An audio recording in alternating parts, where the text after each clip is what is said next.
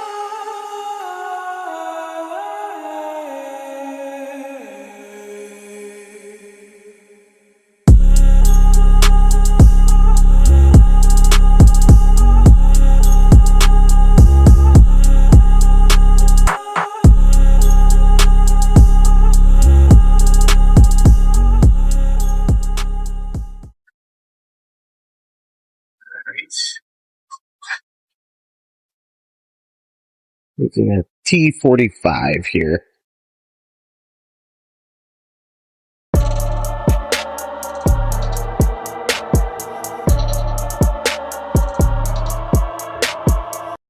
No, who's that? Negative.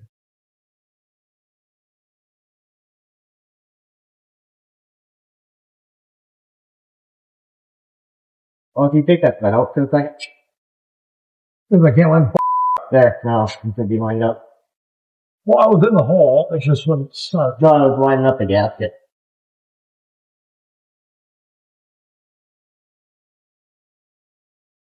I don't like that. Full turbo. There we go. Now she started. Okay. Next.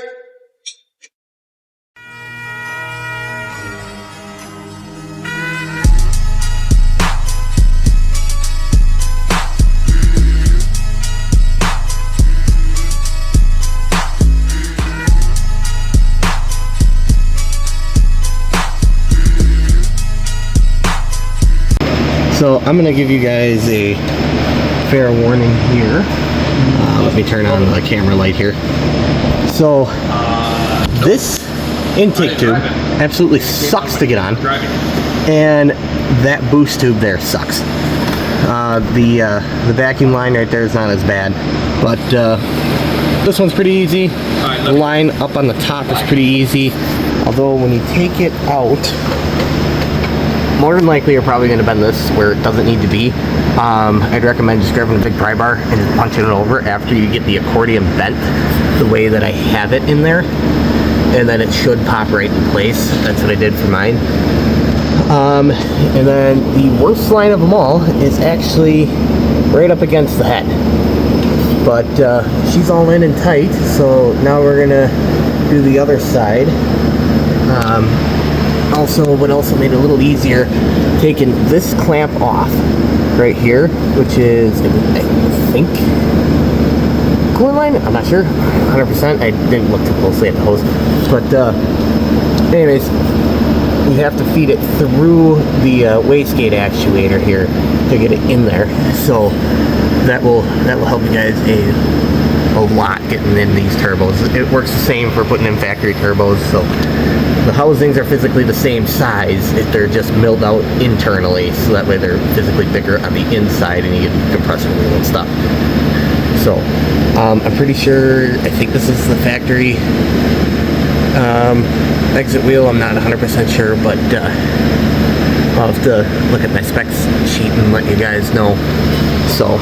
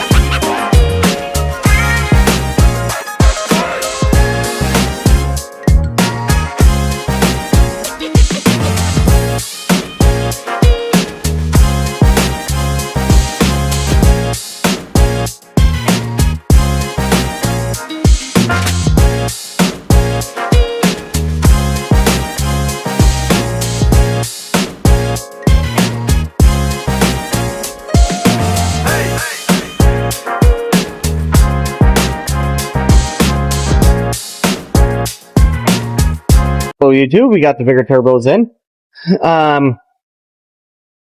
They are kind of a pain to put in.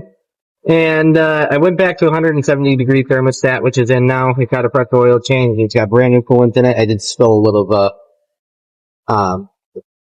of oil when I did the oil change, but I'm going to be washing the engine bay anyways. So, but I have plans for this to make it look nice in here. I don't know if I'm going to do the carbon fiber radiator shroud here or the aluminum one. The reason why I have the stock one out, because it grabs out of this tiny little hole over here, and that's not enough for that. I don't want to make turbos work harder than they have to. Other than that, we thought we had a coolant leak for a minute, but I spilled coolant, and it was over here on this side, but somehow it was dripping over here. So let it run for a while, and it stopped. So that's good. Revved it up, make sure it wasn't leaking faster or anything. Basically, to get that side in, it's the same process of getting this one in. I am going to warn you, whatever you do not forget that vacuum line that's on that actuator way down there. I don't know if you can see it or not. Anyway, hose that I'm zooming in on, right there. Sorry, the camera blurred out. But that, whatever you do not forget to put that on when the turbo is loose. It will save you a hassle. Me and my buddy spent a good hour trying to get that on, and we're just trying to finger down in that hole and finger up through the sides, and there's really no good spot to grab it, but we got it eventually. Just needed those pliers, but even that was a work. So I recently tore my right arm muscle, so I can't really do too much, but I have my buddy Trevor. He's tightening in my traction bars right now. So, but the new turbos, you can hear them whistle a little bit, but not too bad. I was kind of hoping for a louder whistle, but sleeper status. But I don't think that's sleeper status. Being lowered and on belt deck suspension and traction bars hanging out, and then loud exhaust. Nowhere's near sleeper. So, a little bit about this F-150. Yeah. So, now back to the video. I got my lens a little cleaner. I'll dial down the exposure here a little bit. But it did, as I was saying, a little bit about this F-150. I bought it on 35s lifted, and I got a SCT X4 tuner for Christmas. And it was a gift from my father. And, well, I tried the can tune on it, and I realized it was kind of fun. And then it took off to this. So, it is on Beltec, on a Beltec lowering kit. I think it's 3 in the front. Or, yeah, 2 in the front? Maybe 2-inch, maybe. I'd have to look. And it's got an axle flip kit in the back. I have a Beltec sway bar in the back, BDS suspension traction bars, which I did have to make a custom mount for them to work, as they're normally for lifted trucks, but I made them work. No complaints with them. I just have a complaint with the bracket that I hacked together out of angle iron. It's horrible. Like, I don't even want to show it on camera. It's that bad.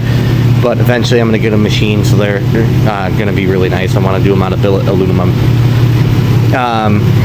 But really the first mod was a tune, and then I did the AMS performance intake tubes here.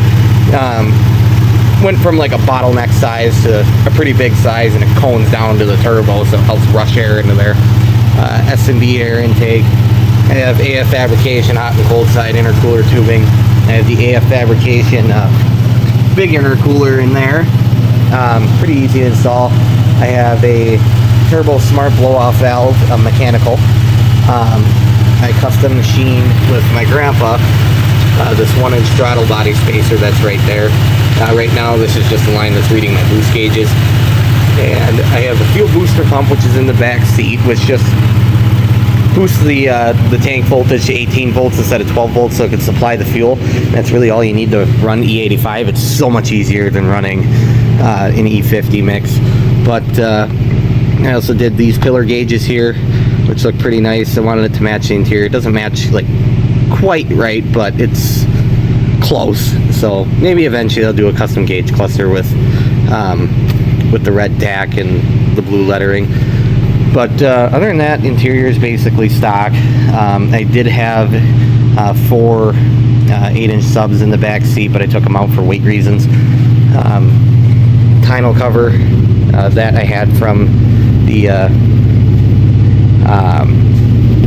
the dealer, so I took the FX4 badges off. I did Morimoto tail lights, just LED lighting, and then I did True Dual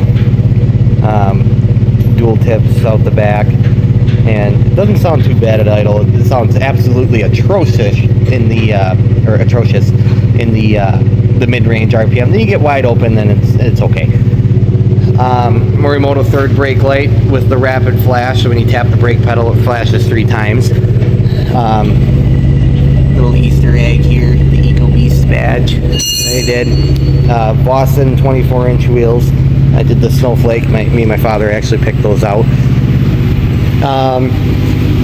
What else? I used to have Morimoto front lights, but it didn't quite suit the truck, and I got them custom, and no complaints with them. The V-Land headlights, because I didn't feel like paying over $2,000 for the Lariat Special Edition headlights, and they work just as good. I have no complaints with them, but they were like $600 when I bought them. Morimoto fog lights.